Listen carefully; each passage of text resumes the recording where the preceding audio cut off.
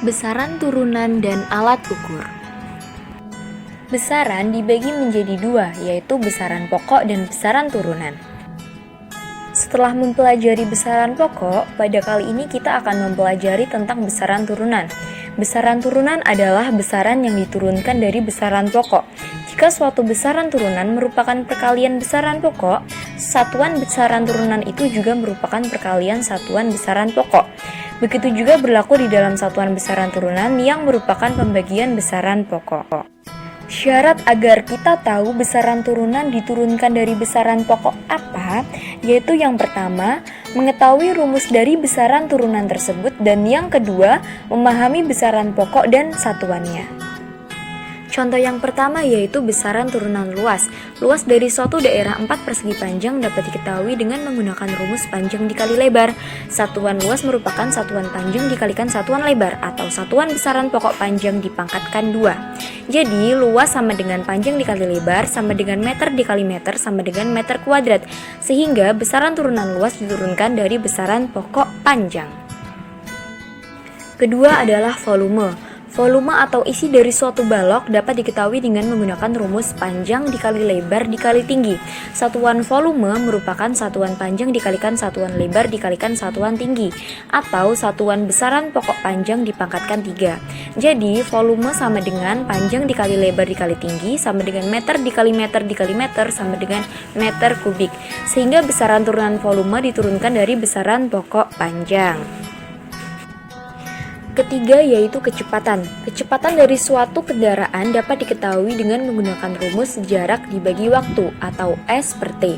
Satuan kecepatan merupakan satuan jarak atau panjang dibagi satuan waktu.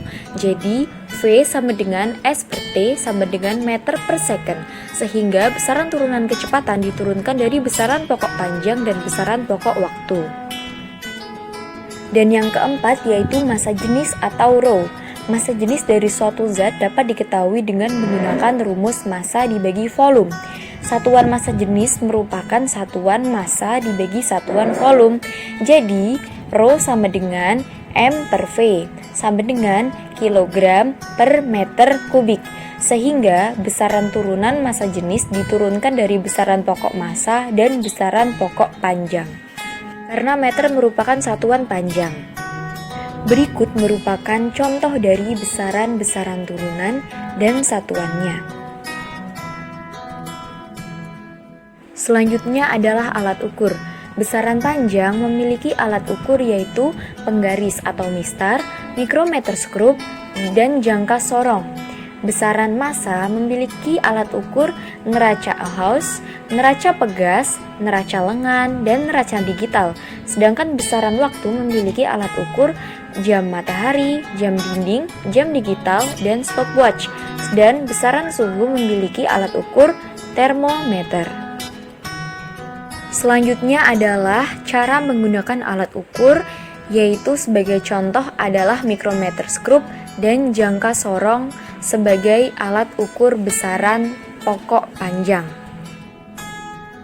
Yang pertama adalah jangka sorong dengan ketelitian pengukuran 0,1 mm.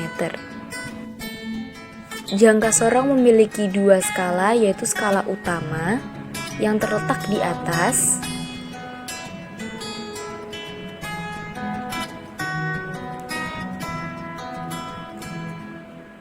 dengan satuannya yaitu cm, dan skala nonius di bagian bawah yang memiliki satuan mm atau milimeter. Setelah mengetahui skala, kita bisa menghitung hasil ukur dari jangka sorong, yaitu dengan melihat skala utama atau SU. Pada gambar ini, skala utamanya terletak di 2. Batas ukurnya yaitu pada angka 0 di skala nonius. Nah, ini terdapat angka 2. Kita tulis 2, lebihnya kita hitung. Lebihnya yaitu 7. 7 bagian ya. Kemudian kita tulis 2,7 untuk skala utama. Kemudian pada skala nonius, kita lihat garis yang sejajar antara skala nonius dan skala utama. Di sini kita lihat yaitu garis ke-6 ya. 1, 2, 3, 4, 5, 6 ya. Kemudian 0,6 mm. Karena di sini satuannya itu masih belum sama, kita samakan dulu. Kita konversikan satuan menjadi sentimeter semua.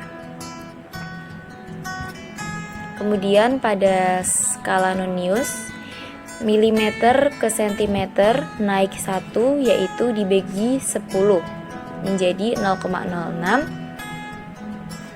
sehingga hasilnya dijumlah menjadi 2,76 cm atau 27,6 mm. Yang kedua yaitu mikrometer skrup dengan ketelitian pengukuran 0,01 mm. Sama halnya dengan jangka sorong, mikrometer skrup juga memiliki skala, yaitu skala utama di bagian yang dilingkari,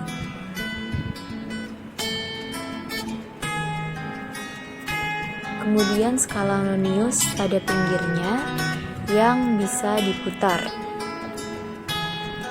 Kemudian untuk cara menghitungnya, langsung saja kita ke latihan soal, yaitu pertama kita melihat skala utama. Kita lihat angka yang paling mendekati dengan garis skala nonius, yaitu di situ terdapat angka 5, kemudian lebih 3 garis, berarti kita memiliki skala utama yaitu 8. Kemudian kita lihat skala noniusnya, kita lihat skala nonius yang berhimpitan dengan skala utama yaitu 16.